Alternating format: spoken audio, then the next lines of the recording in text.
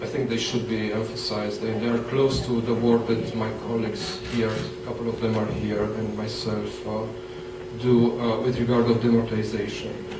First of all, we think that political culture is important. It was an idea that was part of Professor Delatant's presentations and Professor Sorel comments. We think it's not only institutions are important, but attitudes, values, norms matter for the quality of democracy, for development, and for security. As Ms. Pralong said, it's important that our citizens are willing to be active citizens, to cooperate together, to show solidarity, to stop looking for external validation, and also to value transparency and to fight corruption and dishonesty.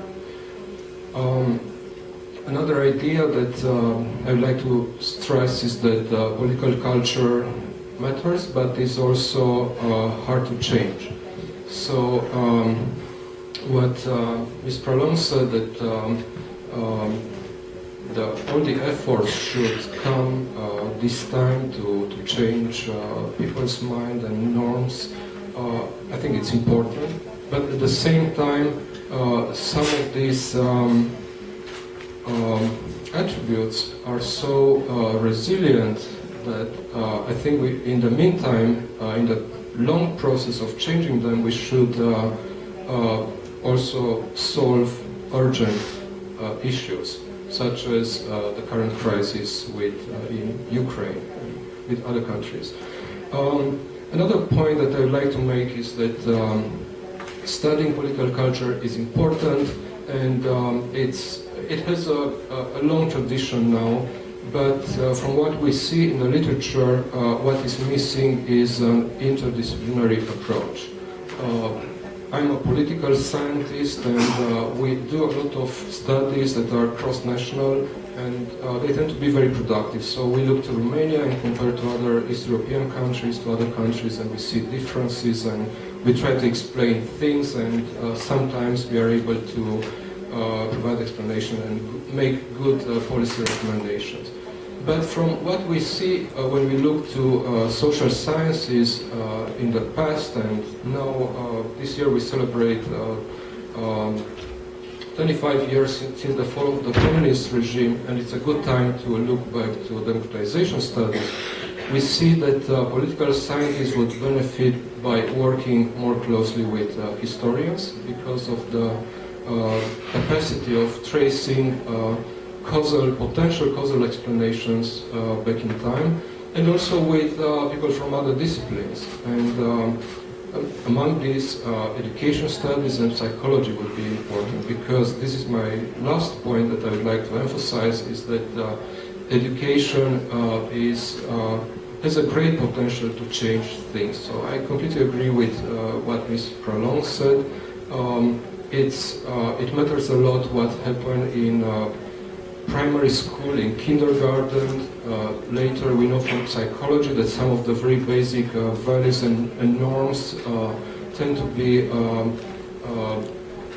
plastic, can be changed before the age of 15 or 18 or 20, and they are slower to change later. So although any policy that aims to change political culture by looking to education will have results that will be seen only after a long time, they are still really important. So we should start making changes.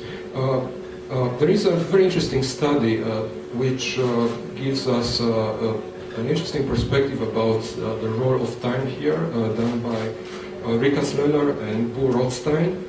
And they try to explain corruption. So it's an important topic. It has been in the presentation of my colleagues. And they found that the strongest predictor of variation of corruption among countries these days can be found in what happened more than 1 century ago. and it's linked to the development of education long time ago, the access of high quality education, which is again a message that is both pessimistic and optimistic. The pessimistic part is that Romania was not in a good shape in this respect 1 century ago. It's also pessimistic that even today we see a lot of instances of unfairness and even corruption among the education system, hence the need of supervising the baccalaureate exam with cameras and punishing people. But it's also an arena where we should start changing things as soon as possible.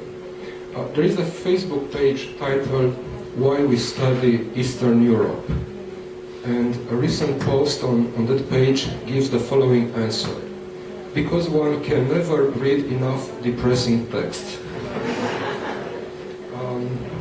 Yes, I disagree. I'm more optimistic, but I think part of the disappointment comes from our inability to understand some of the path dependence phenomena. So we tend to be over-optimistic, and this is followed then by disappointment. I think we could give better policy advice if we follow this aim to cooperate closer between various disciplines and with activists and with private sector. And one such advice that I expect would come from such approach is that the education system should have the explicit aim of developing civic attitudes and norms, and this would make a difference in the Armenian society. Thank you.